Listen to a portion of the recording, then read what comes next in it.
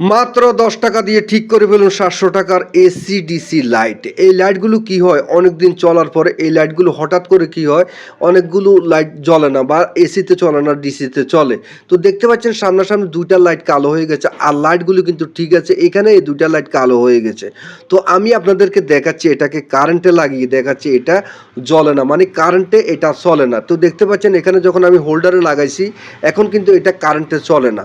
তো কারেন্টে না চলে আপনারা কি করবেন, একদম সহজ সিম্পল একটা কাজ। যত টেকনিশিয়ান ভাইরা আমার এই ভিডিওটা দেখছেন, আপনারা এখানে একটা কাজ করবেন, যে ২ টা লাইট কালো দেখাচ্ছে, এখানে যে কোনো একটা লাইট, এখানে একসাথে ২ টা লাইট কালো দেখাবে। যে কোনো একটা লাইট আপনি কি করবেন, এখান থেকে লাইটের মাথাটা উঠাইয়া দিয়ে, মানে পয়েন্টটাকে শর্ট করে দিবেন। এখানে এই লাইটের মালাটা উঠা দিয়ে আয়রন দিয়ে রাং দিয়ে এটাকে শর্ট করে দিবেন, মানে দোনোটাকে এক করে দিবেন।